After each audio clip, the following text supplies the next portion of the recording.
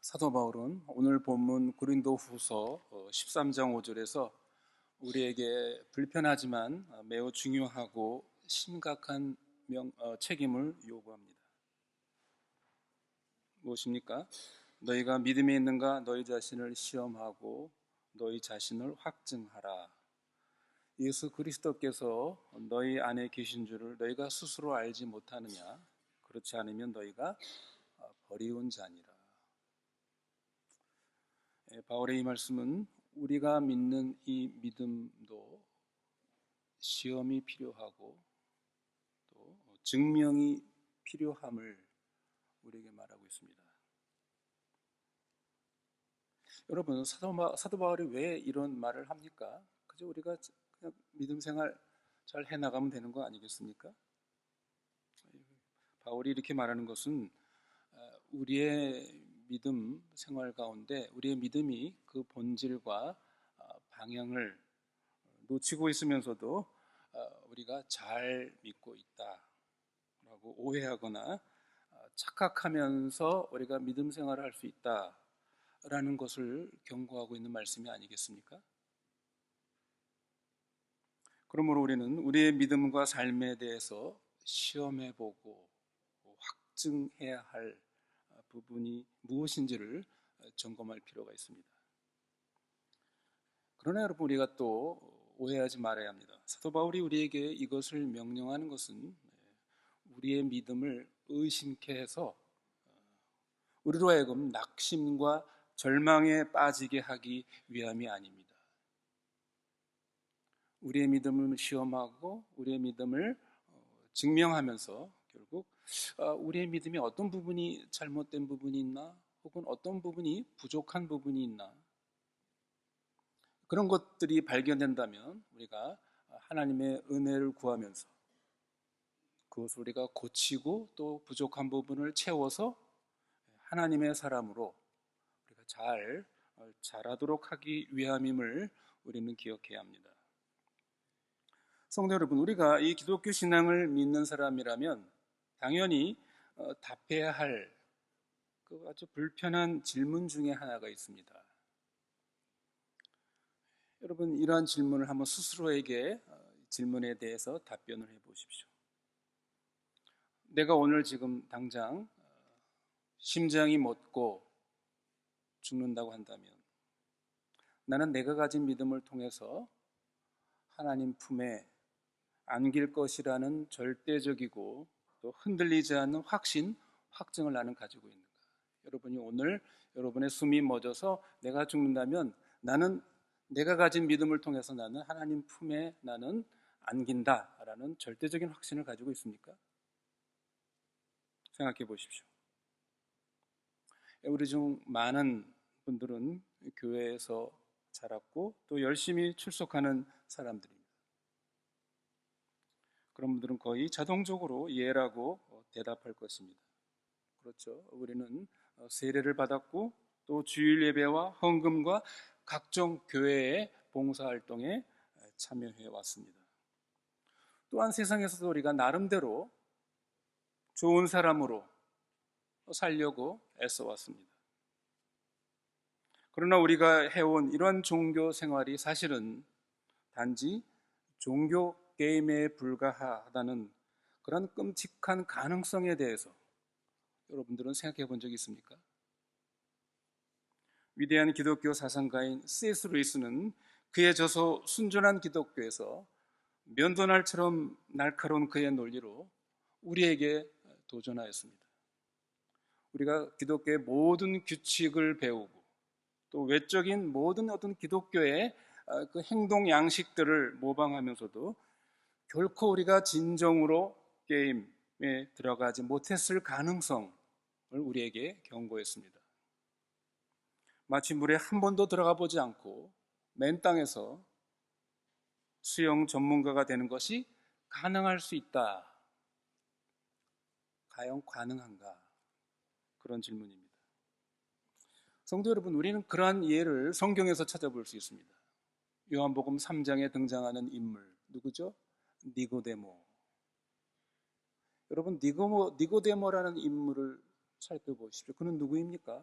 그는 바리새인이요 이스라엘의 선생이라고 그랬습니다.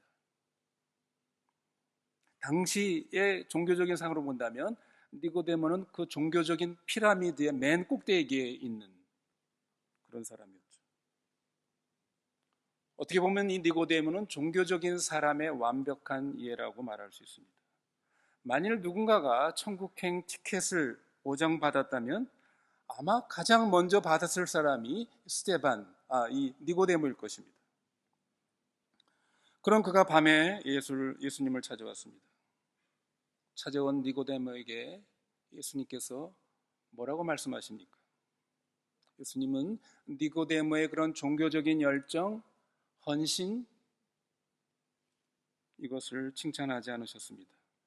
오히려 예수님은 니고데모가 가지고 있는 그의 모든 종교 체계를 무너뜨리는 선언으로 그를 충격에 빠뜨렸습니다. 진실로 진실로 내가 네게 이르노니 사람이 거듭나지 아니하면 하나님 나라를 볼 수 없느니라. 사람이 물과 성령으로 나지 아니하면 결코 하나님 나라에 들어갈 수 없느니라. 예수님은 니고데모에게 하나님 나라에 들어가는 게 어려울 것이다 라고 말씀하지 않고 불가능하다.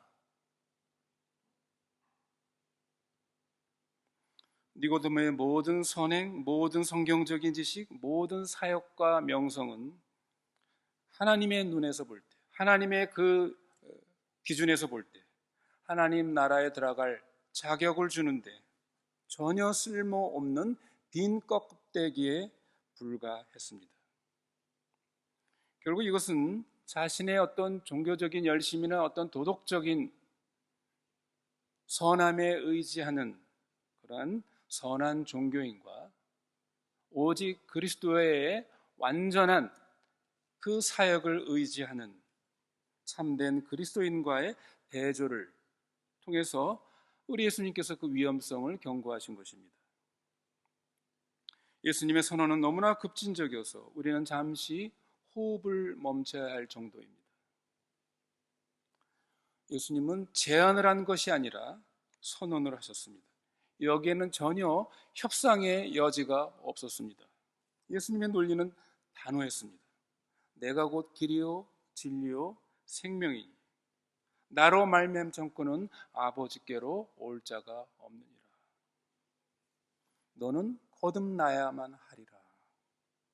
여러분, 이런 말씀을 하는 존재는 어떤 존재입니까? 이런 존재는 단순한 선한 도덕 선생일 수가 없습니다. 아마 이런 말을 할 수 있는 사람은 세 가지 중에 하나일 것입니다. 그저 이런 말을 통해서 사람을 미혹하고 속이려는 그런 거짓말장이거나 아니면 그저 자기의 그 허황스러운 그 환상을 정말로 믿는 미친 사람이거나 아니면 절대적인 진리를 말씀하시는 우주의 진정한 주인이시거나 셋 중에 하나일 것입니다.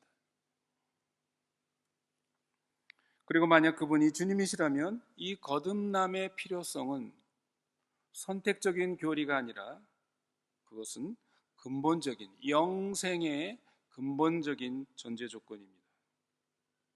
성도 여러분, 너는 다시 태어나야만 한다 라는 이 출생의 비유를 한번 생각해 보십시오. 왜 예수님께서 이러한 출생의 비유로 말씀하셨는가? 여러분, 출생이라는 것은 우리의 어떤 삶이나 우리의 어떤 무슨 인격의 개선이나 개혁이 아닙니다. 그렇지 않습니까? 그것은 완전히 새로운 삶, 새로운 창조입니다. 그것은 새로운 DNA요, 새로운 본성, 새로운 자아를 갖는 것입니다. 그래서 성경이 우리에게 이 거듭난다는 말을 여러 가지 새 생명, 새 사람, 새로운 자아 여러 가지로 표현을 하고 있죠. 우리가 이 세상에서 좀 더 내가 도덕적으로 좀 더 나은 사람이 되려고 하는 그러한 자기 어떤 그 개선이나 자기 실현, 자아 성취, 이런 사고방식하고는 전혀 다른 새로운 창조임을 말하고 있습니다. 예수님은 우리를 개선시키러 오신 것이 아니라 우리를 새롭게 창조하시기 위해서, 새로운 인간으로 새로 만드시기 위해서 오셨습니다. 그러나 문제는 교회가 그리스도인이라는 이러한 이름표를 사용하지만 이런 거듭남, 회심의 실체를 경험하지 못한 그저 명목상의 그리스도인들이 상당히 많이 있을 것을 성경은 우리에게 경고하고 있다는 것이죠. 여러분, 마태복음 7장 예수님의 산상수훈의 결론을 보십시오. 예수님이 뭘 말씀하고 있습니까? 마태복음 7장 21절로 23절 말씀, 나더러 주여 주여 하는 자마다 다 천국에 들어갈 것이 아니요 그날에 많은 사람이 나더러 이르되 주여 주여 우리가 주의 이름으로 선지자 노릇하며 주의 이름으로 귀신을 내어 쫓으며 주의 이름으로 많은 권능을 행하지 아니하나이까. 그때 내가 그들에게 밝히 말하되 내가 너희를 도무지 알지 못하니 불법을 행하는 자들아 내게서 떠나가라. 여러분, 여기 숫자에 주목하시기 바랍니다.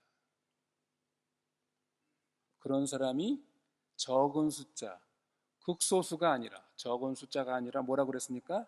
많은 사람이, 그런 사람이 많다는 것이죠.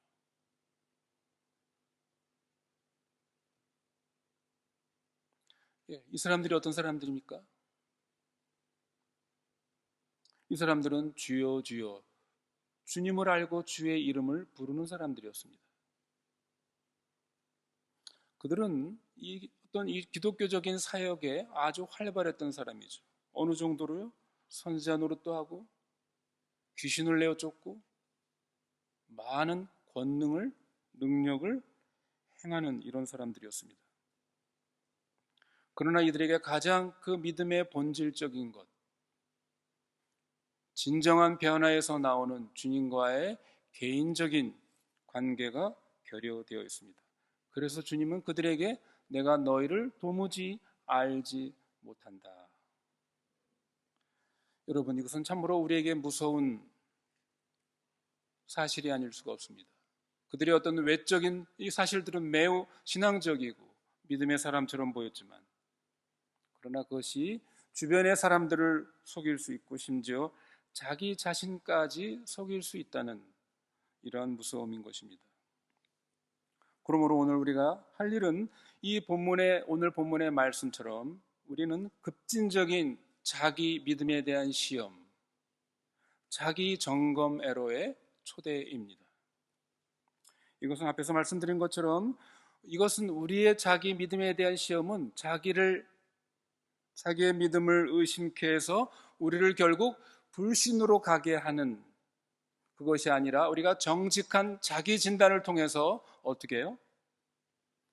우리가 진정한 믿음의 사람으로 가도록 그렇게 바울이 초대하고 있는 것입니다.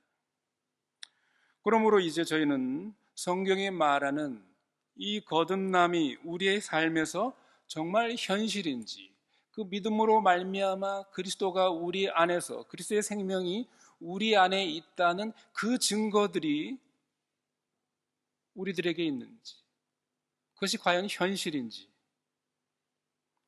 실제인지, 이것을 증명하기 위한 영적 온도계 역할을 하는 그런 여러 가지 우리가 그런 그 징후들을, 반박할 수 없는 증거들 몇 가지를 살펴보려고 합니다.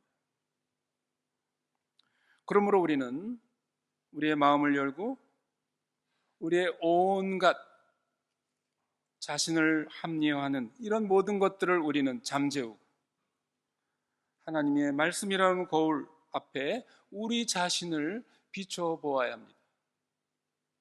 왜 그렇습니까? 우리의 영혼이 바로 거기에 달려있기 때문입니다.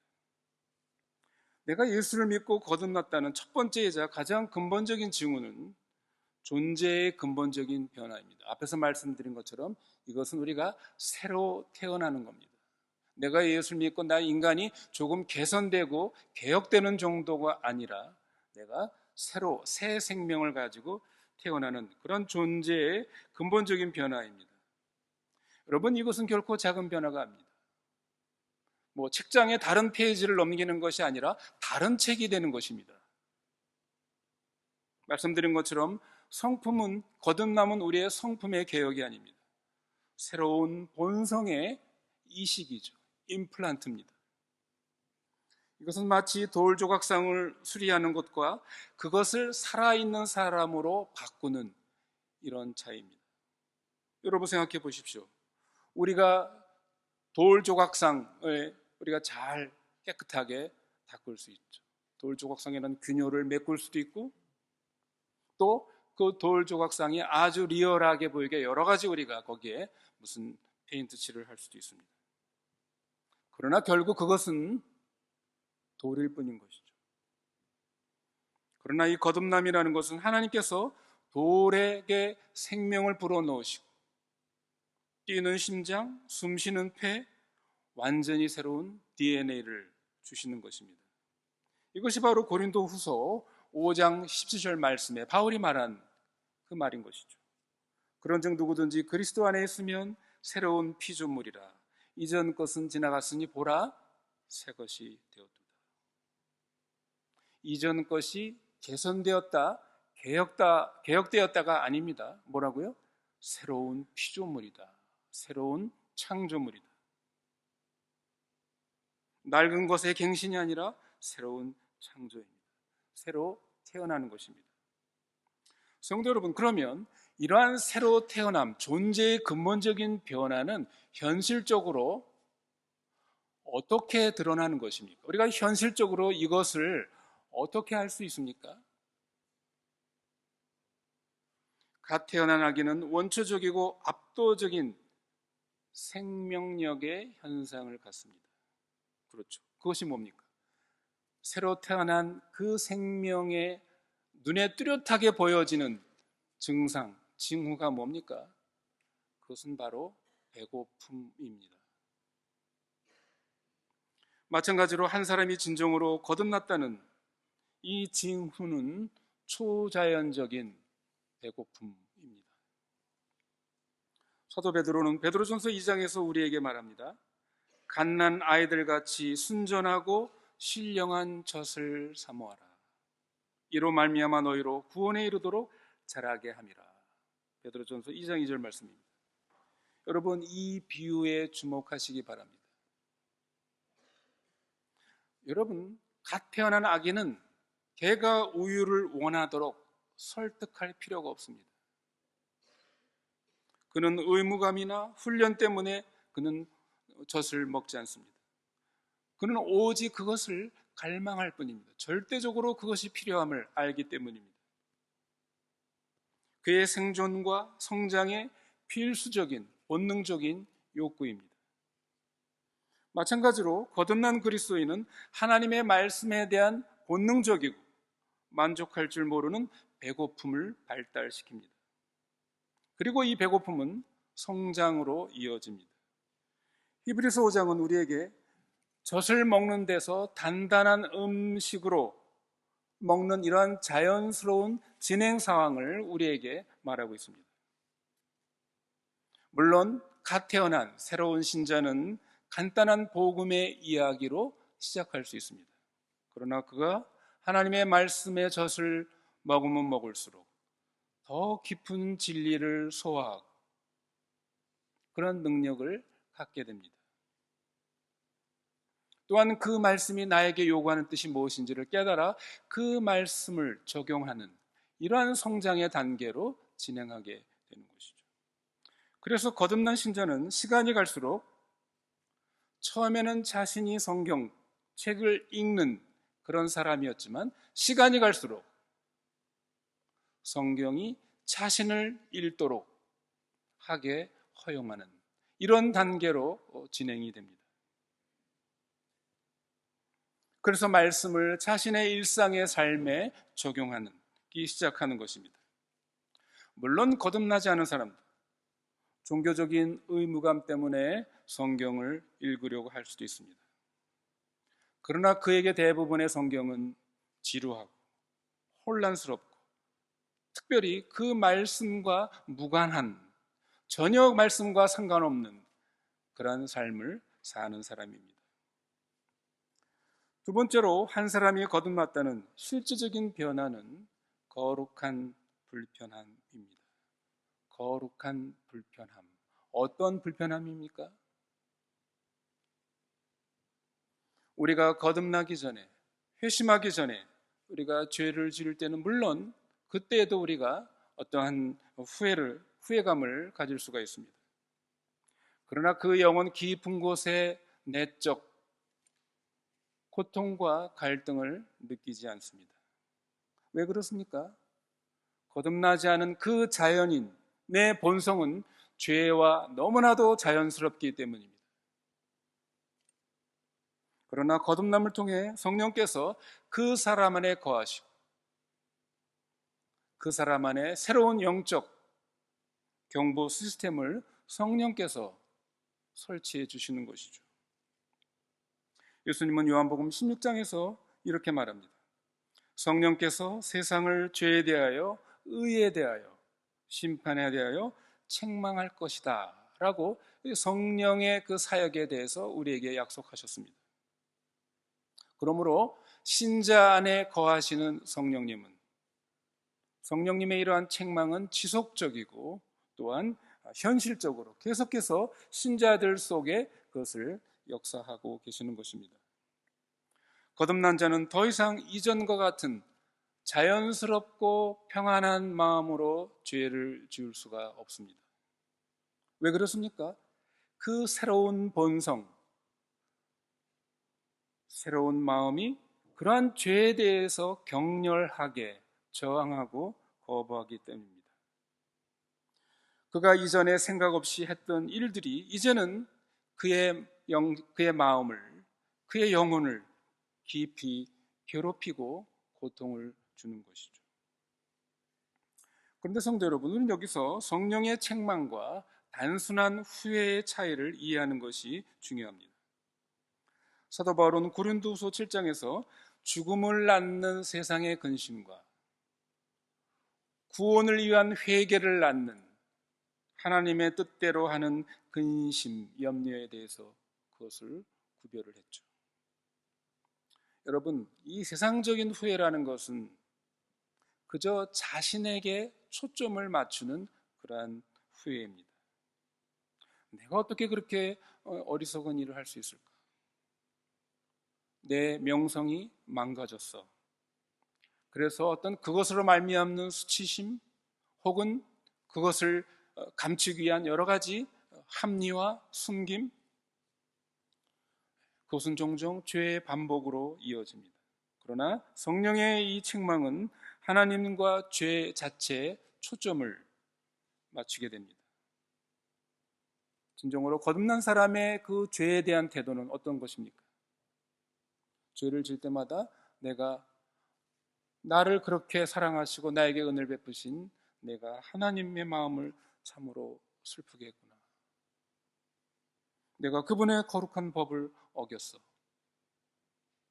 내가 다시 그리스도를 십자가에 못 박았군. 이러한 태도를 갖게 되는 것이죠. 이것은 순전히 심리적인 죄책감과 구별해야 하는 것입니다. 진정한 성령의 책망은 우리를 그러나 수치심에 마비시키지 않습니다. 우리로 하여금 하나님의 그 은혜를 바라보도록 우리를 그렇게 이끌어 나갑니다. 그래서 우리로 하여금 그리스도의 완성된 십자가의 사역을 바라보도록, 그래서 우리로 하여금 즉각적인 고백과 용서를 위한 필사적인 탐구와 또 그것으로 말미암아 진정한 행동의 변화로 이어지는 것입니다. 그러나 성도 여러분, 여기에는 또한 역설이 있습니다. 그리스도인이 성숙할수록 그는 자신의 죄에 대해서 덜이 아니라 더 많이 인식하게 된다는 것입니다. 그가 더 많은 죄를 져서가 아니라 자신 속에 있는 그런 그 죄성에 대해서 그것을 더 많이 인식하게 된다는 것입니다. 여러분, 이것은 마치 이런 비유로 따지면 이런 것이죠. 여러분이 어두운 방에 있으면 그 어두운 방 속에 있는 그 더러움들, 먼지들을 우리는 잘 인식을 하지 못합니다. 그러나 여러분, 우리가 그 어두운 방의 창문을 열고 햇빛이 우리의 어두운 방을 비칠 때, 원래 그 어두운 방에 있었던 여러 가지 그 먼지들, 그 떠다니는 먼지들을 우리는 그 햇빛을 통해서 보게 되는 것과 마찬가지입니다. 내가 그리스도의 빛에 가까워질수록 나는 내 자신 마음속에 있는 그 온갖 더러움들을 더 많이 보게 될 것입니다. 이것을 깊이 인식하고 깨달은 믿음의 사람 다윗은 어떤 고백을 합니까? 시편 139편 23절 24절에서 하나님이여 나를 살피사 내 마음을 아시며 나를 시험하사 내 뜻을 아옵소서. 내게 무슨 악한 행위가 있나 보시고 나를 영원한 길로 인도하소서. 여러분, 다윗의 이 기도는 모든 거듭난 사람, 진정한 믿음을 가진 사람들의 아주 자연스러운 고백 기도입니다. 이것은 다른 사람의 결점을 지적한 데는 재빠르면서도 자신의 결점에는 눈이 먼 이 사람들은 과연 그 사람의 믿음이 진정한 믿음일까? 영적으로 매우 의심스러운 그런 사람이 될 것입니다. 그러므로 죄에 대한 무감각한 이러한 그 태도는 위험한 징후가 아닐 수가 없습니다. 그것은 경보 시스템이 꺼져 있을 수 있다는 징후입니다. 반대로 여러분이 죄에 대해서 어떤 내적 긴장과 갈등, 불편함이 있습니까? 그것은 여러분 속에 영적 생명이 있다는 그러한 증거일 수 있습니다. 그리고 이 거룩한 불편함의 최종적인 증거는 죄와의 내적 투쟁을 하는 이 나의 그 존재 자체임을 우리는 생각해 볼 수 있습니다. 사도 바울은 로마서 7장에서 이 전투에 대한 고통스러운 자신의 내면의 모습을 적나라하게 묘사하고 있습니다. 로마서 7장 15절 24절에서 내가 행하는 것을 내가 알지 못하노니 곧 내가 원하는 것을 행하지 아니하고 도리어 미워하는 것을 행함이라. 오라 나는 곤고한 사람이로다. 이 사망의 몸에서 누가 나를 건져내랴. 어떤 사람들은 이 구절을 읽고 실망하고 절망할지 모릅니다. 아니, 사도 바울이 이 정도라면 나는 어떤가? 그러나 여러분, 여러분에게도 이 사도 바울과 같은 이러한 그 갈등과 이러한 고통, 이러한 불편함이 있다고 한다면 여러분 속에 영적 생명이 있을 가능성이 매우 높은 것입니다. 왜 그렇습니까? 시체는 싸울 수가 없기 때문입니다. 거듭나지 않은 사람은 이러한 내적 고뇌 없이 죄를 짓습니다. 이 영적 갈등과 투쟁은 신자 안에 있는 두 가지 본성, 두 가지 자, 옛사람, 육신에 속한 옛사람, 옛 본성과 그리스도로 말미암아 새로 태어난 새 생명, 새 자아의 갈등이 있음을 증명하고 있기 때문입니다. 우리 속에 이런 영적 전쟁이 있다는 것, 이것은 우리가 하나님 나라의 군대에 징집되었다는 그러나 아주 좋은 증거이기 때문입니다. 이제 우리는 마지막으로 이 거듭난 영적 생명을 가진 마지막 그 증거를 살펴볼 차례입니다. 그것은 뭡니까? 우리 속에 영적 생명이 있다고 그러면 분명히 그것은 영적 생명력의 현상, 그 결과, 결실이 우리 속에서 나타나야 한다는 것이죠. 여러분, 그렇지 않습니까? 내게 새로운 본성이 있다면 그 본성이 만들어내는 결과가 있습니다. 성경은 그것을 성령의 열매라고 그렇게 표현을 합니다. 우리 안에 새로운 본성이 심어졌다고 한다면 필연적으로 새로운 종류의 열매를 맺을 것이기 때문입니다. 바울은 갈라디아서 5장에서 이 영적 생명의 그 결실, 열매, 성령의 열매를 나열합니다. 우리가 잘 아는 사랑, 희락, 화평, 오래 참음, 자비, 양선, 충성, 온유, 절제, 이 9가지 열매를 말하고 있죠. 여러분, 여기 핵심적인 단어는 열매입니다. 여러분, 우리가 열매를 맺는 방식을 한번 살펴보십시오. 여러분, 열매는 나무가 애쓰고 노력을, 열매를 생산하기 위해서 노력하는 것이 아니죠. 사과나무가 아침에 일어나서 내가 사과나무를 맺어야 되겠구나, 의지적으로 내가 이 열매를 맺어야 되겠구나. 여러분, 그렇게 해서 사과의 열매가 맺습니까?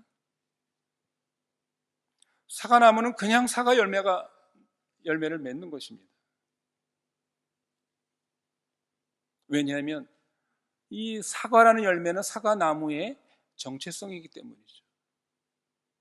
그것은 너무나도 자연스러운 표현이고 자연스러운 발휘입니다. 그러므로 이 성령의 열매는 어떤 우리 인간의 영웅적인 종교적인 노력, 열심의 결과가 아닙니다. 그것은 우리가 무엇을 모방해가지고 우리가 만들어내는 그런 행동이 아닙니다. 그것은 우리 안에 있는 그리스도의 생명의 아주 자연스러운 또 불가피한 결과입니다. 물론 이 열매를 맺는 것은 이것이 하루아침에 즉각적으로 맺어지는 것은 아닙니다. 이 열매는 점진적입니다. 성장은 점진적입니다. 그러나 여러분, 이 점진적인 성장이라는 것은 불가피한 것입니다. 그러므로 진정한 믿음, 진정한 그리스도인, 진정으로 거듭나는 그리스도인에게는 시간이 지날수록, 세월이 흐를수록 자신의 모습을 뒤돌아볼 때 나에게 이러한 영적인 열매, 성령의 열매들이 맺어가고 있는가, 이것을 우리는 측정해 볼 수 있어야 합니다. 또 사실은 측정 가능한 것입니다. 물론 내가 기대한 만큼, 기대한 수준만큼 그 열매를 아직 맺지 못했다 할지라도, 그래도 내가 5년 전, 10년 전, 더 그 전보다 지금 나의 오래 참음은 어떠한가? 나의 그 관대함과 자비는 어떠한가? 여러분이 이것을 검증할 수 있어야 합니다. 내가 이전보다 그래도 조금 더 나는 오래 참고, 조금 더 관용하고, 좀 더 자비로운 그런 모습, 그런 존재가 아닌가? 이런 것들을 우리는 측정해 볼 수 있어야 합니다.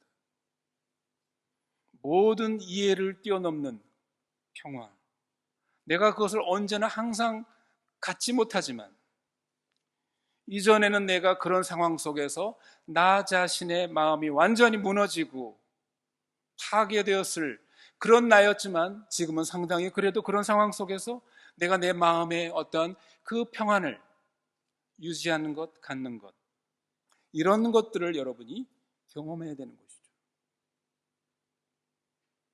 그것은 종종 느리지만, 그러나 이것은 일반 세상 사람들이 말하는 어떤 적극적인 사고방식으로 개발되는 그런 것이 아닌, 그런 거로 설명할 수 없는 성령의 열매로 그리스도의 생명의 자연스러운 결과로 맺어지는 이러한 실제적인 성장이 우리에게 있어야 합니다.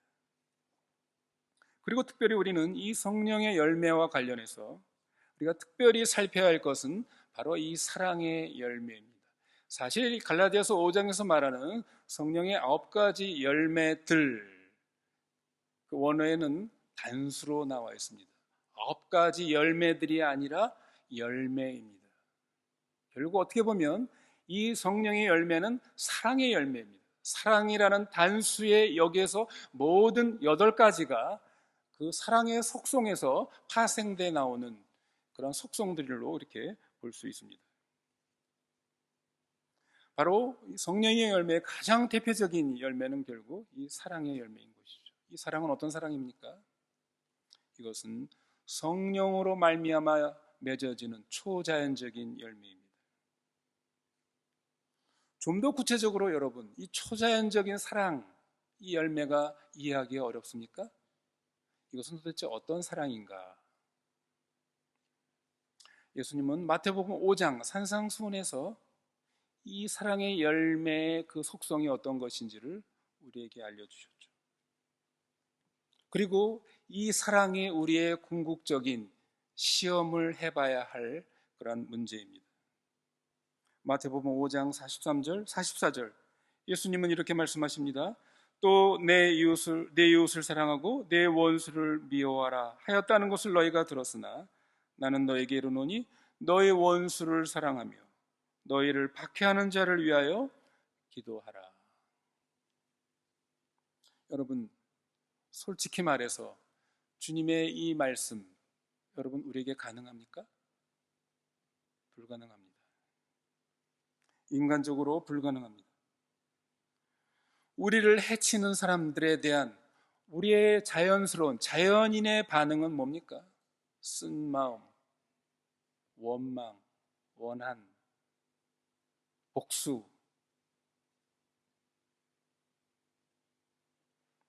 그러나 우리 안에 있는 이 그리스도의 새로운 본성, 새 생명, 새 성품, 이것은 이 세상의 것이 아닌 종류의 사랑으로 반응하도록 우리에게 힘을 주는 것이죠. 물론 이 사랑은 어떤 따뜻한 감정이 아님을 우리는 이해해야 합니다. 그것은 성령님에 의해서 힘을 얻는, 그렇게 해서 우리에게 어떤 의지적인 결단과 결정을 하는, 그래서 상대방이 나에게 무엇을 했든 그것과 상관없이, 또 내가 그것에 대해서 어떻게 느끼는 내 감정과 상관없이 나를 해친 그 사람에 대해서 그 사람이 그런 잘못된 것을 고치고 올바른 사람이 되고 또 하나님 앞에서 참 좋은 사람이 되도록 우리가 그러한 선한 의지, 선의를 가지고 그를 위해서 기도해 주는 것, 용서하는 것, 이런 것들이 거기에 포함될 것입니다. 말씀을 맺습니다. 성도 여러분, 우리는 지금까지 우리의 믿음에 대해서, 특히 거듭남의 몇 가지 징후에 대해서 살펴보았습니다.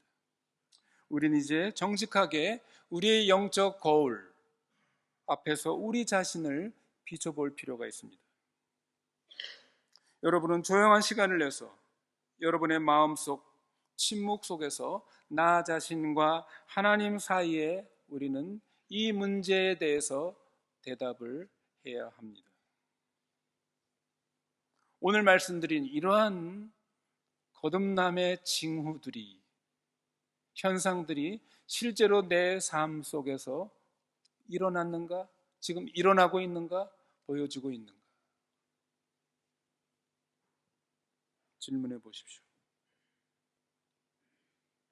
여러분이 예수를 진정으로 믿고 거듭남의 이 징후들, 물론 이것이 우리가 여러 가지 불완전하지만 우리의 존재와 삶 속에 분명한 현실, 증거로 보여지고 있는 것인가? 만일 그렇지 않다면 여러분이 좋은 의도를 갖고 있을지라도 그것은 여러분이 종교적으로 속고 있는 것입니다. 그러나 만약 여러분이 자신의 믿음을 점검하면서 이 징후들이 여러분의 삶 속에 없다는 것을 깨달았다면 절망하지 마십시오. 그것은 여러분에게 진실의 순간이요, 은혜의 순간입니다. 여러분, 우리가 치료를 받기 위해서는 먼저 진단이 필요합니다. 진정한 새로운 출생으로 가는 길은 우리가 더 노력하거나 내 삶을 좀 더 개선하고 개혁하는 그런 많은 규칙을 따르는 것이 아닙니다. 성경이 우리에게 말씀하는 건 우리의 급진적인 마음으로부터의 진정한 회개임을 우리에게 말하고 있습니다. 회개로 시작합니다. 내 자신의 모든 노력은 쓸모없고 나는 진정으로 내 구원자가 필요하다는 그런 나는 죄인이라는 인식, 이것에 대해서 나는 진정으로 동의를 하고 그 구원자에게 내 죄를 고백하고 내가 지금까지 내가 신뢰했던 나의 모든 것들을 버리고 예수 그리스도에게 전적으로 그분을 신뢰하고 항복시키는 것, 이것이 그런 사람들에게 진정으로 필요한 사실입니다. 또한 어떤 사람들은 진정으로 거듭나서 내 삶 속에서 이러한 영적 생명의 징후들을 여러분들이 경험하고 또 여러분들이 그런 것들을 인식했다고 한다면 그런 분들은 계속해서 믿음의 선한 싸움을 싸워나가시기를 바랍니다.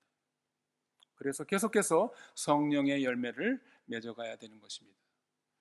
바울이 오늘 우리에게 도전한 우리의 자신을, 우리의 믿음을 시험해보고 검증하고 그래서 확증하는 그러한 일이 우리에게 얼마나 중요한 긴급한 일인가, 이것을 다시 한번 저와 여러분이 깊이 인식하고 그것을 점검하는 저와 여러분이 되시기를 바랍니다.